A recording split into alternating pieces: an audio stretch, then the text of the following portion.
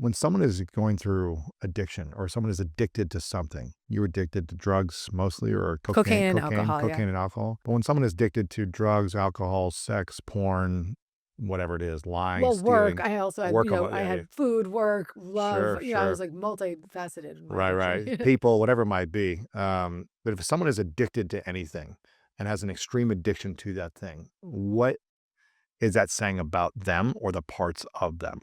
What it's saying is they have extreme traumatized little exiles inside, and they've done everything they could to manage those feelings, and that management didn't work anymore, and the firefighter of addiction has stepped in to put out the fire. Interesting. And they deserve compassion, they deserve connection. Now, if you're someone who's in a relationship with an addict and you've, tried your best to do all the things, sometimes the most kind and loving and compassionate thing to do is to cut yourself off. Wow. And I say that because this is sort of the premise of some of the 12-step work, which is some of the Al-Anon work, which is, well, let's not say Al-Anon, some of the codependency recovery work is really that, you you don't enable the addict, right? But you have to trust that they have self inside. How hard is it to end an extreme addiction?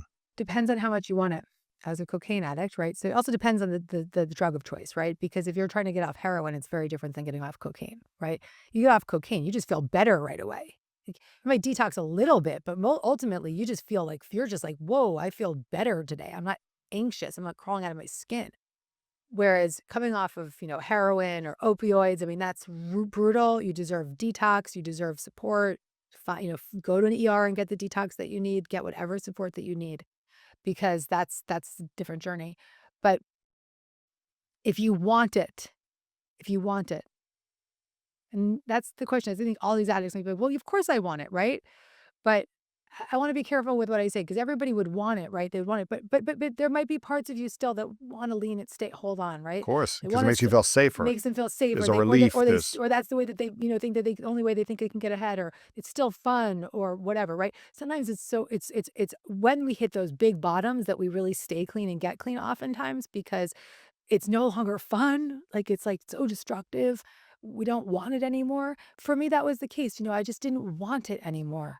I struggled for several months in and out of this therapy that I was doing. And like, I'm not an alcoholic. I'm just a cocaine addict, blah, blah, blah. I just kept going back out, or I'll drink. I won't do Coke. And then I always end up doing Coke. And then finally wow. I found my way into a program, into a self-guided program. And I got myself clean and sober, with the group. And I, I didn't go to treatment, but I did get my program, and I swear it worked for me. Actually, in a week, I'm celebrating 19 years. Well, actually, no, let's say that this is January now. Yeah, yeah. Actually, a few months ago, I just celebrated 19 years of sobriety. So now I'm 19 years sober. It's amazing. Yeah, Congrats. yeah, and I wanted it. But also that desire and that willingness is really the whole thing. It's almost like you have to commit your whole life to being sober, clean, like breaking the addiction. You have to almost commit.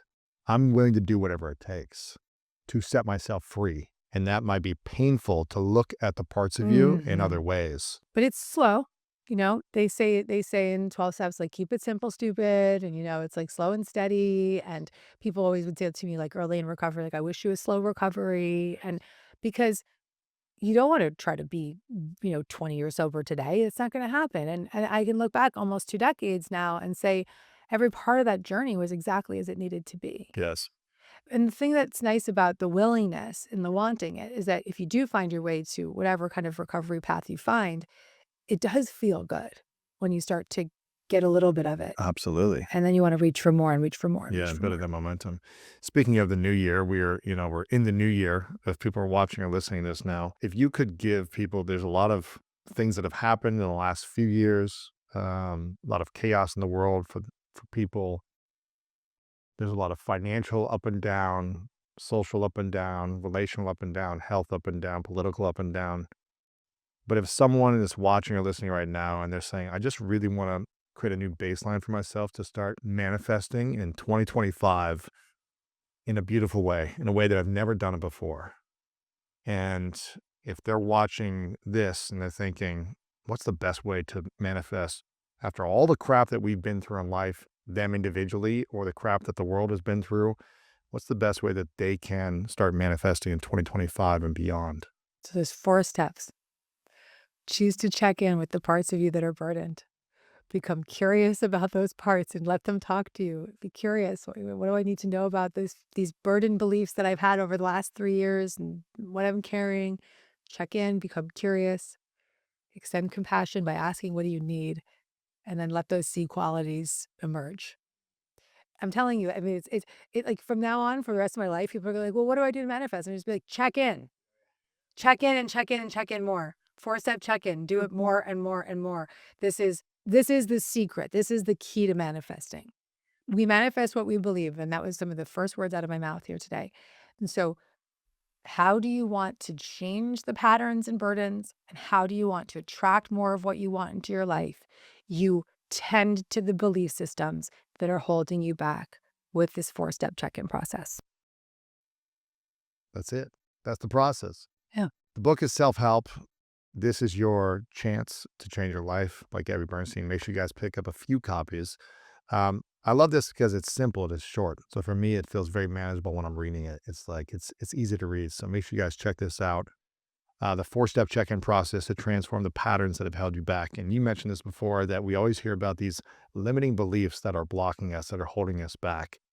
But a lot of times people don't talk about these steps on how to break through those limiting beliefs. And I really love the approach to the IFS approach, because it's looking within at the parts of us that are holding us back. And these parts of us are blocking us and limiting us to break free in what we want, whether it's creating a better relationship or manifesting something in our career or business, whatever it might be. And so those are the things that are limiting us.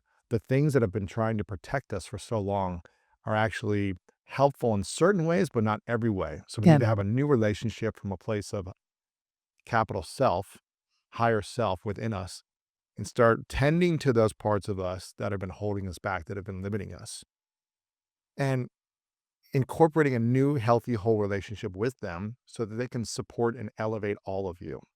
And I think when you can follow Gabby's process, it is going to make it seem more relatable. It's going to make it feel more simplified and less confusing and daunting.